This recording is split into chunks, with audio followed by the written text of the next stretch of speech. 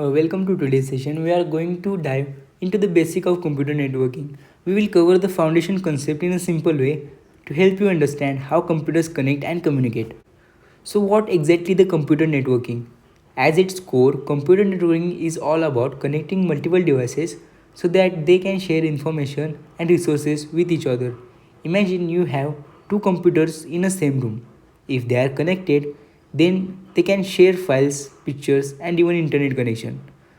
They are the basic idea of networking. And why networking is important? Networking allows us to communicate faster, share resources more efficiently, and work together from anywhere. Without computer networking, things like the internet, email, or cloud storage won't exist. In short, computer networking connects devices so that they can share and communicate, making our digital world more connected and accessible. Now we are going to see what is a computer networking by one example. Imagine of a computer network that a group of friends who can call or message each other anytime they want. In a network, computers are like the friends in the group. Instead of using phones, they are using their own technology to connect. Just as friends need phone lines to call, computers need cables, Wi-Fi, or other connections to communicate. Then sharing information. When computers are connected, they can share things like files, printers, and even internet connections, making work easier. Just like friends who can quickly talk to each other, computers in a network can send messages or information to each other easily and fast. These make it simple to understand that networking is all about connected computers sharing and communicating with each other. The next part is what is computer network. So computer network is a setup where multiple independent computers are connected to each other to share data and resources. These connections make it easier for users to communicate. Okay? A network is created when two or more computer systems are linked together. These connections can be made using cables or wireless methods. Networks use both hardware and software to link computers and devices. Then why computer networking is useful? So there are three key factors. First one is sharing information and resources. Computer in network can share things like files, printers, and internet access. This make it easier for everyone on the network to use the same resources. That is quick and easy communication. Networking allows computers to talk to each other instantly, just like friends chatting with each other. This makes sharing information fast and simple. Then better teamwork. With networking, multiple computers can work together, making it easier for people to collaborate and access what they need. The next word is what do computer networks do? First one is provide connectivity. Computer networks make it easier for devices to connect and communicate with each other. This is especially useful in today's connected world. Then enable remote operations. Networks allow people to work or access information from anywhere, not just on site. This is helpful for virtual network and learning. Then it supports large scale connections. Modern networks can link many devices together, making it possible for a large organization or system work as a one. Adapt quickly to change. Computer networks can respond fast to changing conditions, ensuring smooth operating without delays. Then last one is protect data. Networks include security features to keep data safe and prevent unauthorized access. Then we are going to see the basic terms in computer network. So first one is network.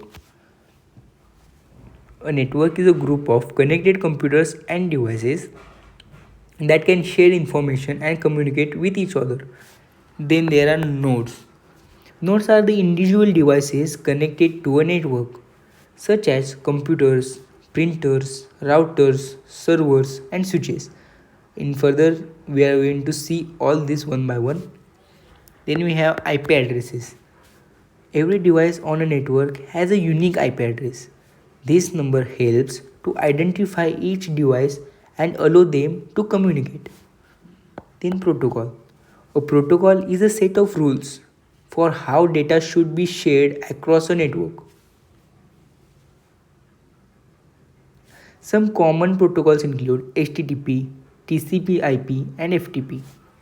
Then we have DNS, also known as Domain Name System. DNS is like an address book for the internet. It translates website name like www.google.com into IP addresses that computers use to find each other. Then next point is topology. Network topology describes how devices are arranged and connected in a network. Common types include star topology, bus topology, ring topology, mesh topology, and tree topologies. Further, we are going to see all these topologies one by one in detail. So next term is a firewall. A firewall is a security tool that monitors and controls the traffic entering or leaving a network, helping to keep out unauthorized users and protect against network security. Then service provider networks. These networks allow users to rent network services like wireless communication or internet from a provider for reliable connectivity. So what is a network topology? Network topology is a way devices are arranged and connected in a network. It shows how data moves between devices. Choosing the right topology helps to make the network efficient and easier to troubleshoot. There are main two types of topologies. First one is physical, second one is logical. Physical topology means the actual layout of devices and cables. Logical topology means the way data flows the network regardless of physical layout. Then there are different types of topologies like point to point topology, mesh topology, star topology, bus topology, ring topology, tree topology, and hybrid topology. Now we are going to see all these topologies one by one in detail. So let's start with point to point topology. A direct link between two devices like a sender and receiver are present here. This is the figure where one device is connected to another device. Advantage is it is easy to set up and has faster data transfer between two devices. There are some disadvantages also. Only connects two devices, so it's not scalable. Second point is mesh topology. Every device is connected to every other device, providing multiple data paths. This is the figure of mesh topology. And there are some advantages of mesh topology, like it is a fast data transfer, it is reliable as one failure doesn't affect the whole network. It's secure because of dedicated connection.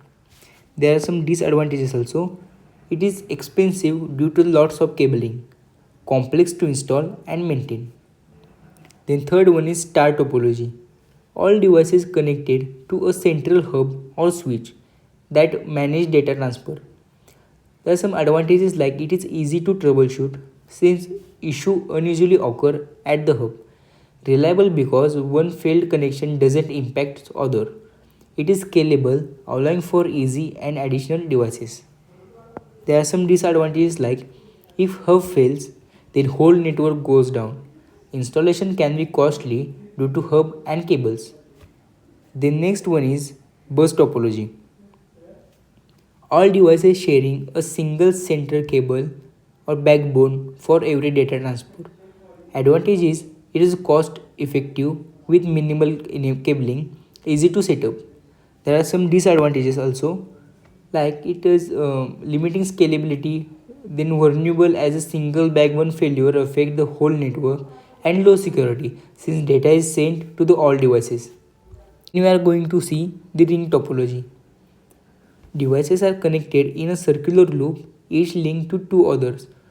There are some advantages like organized data transfer minimizes data collision, moderate costs, less cabling than mesh but more than bus topology. There are some disadvantages like a single device failure can shut down the whole network. Troubleshooting can be challenging. Then sixth type is tree topology, a hierarchical structure with a central root node and branches, combining aspects of star and bus topology.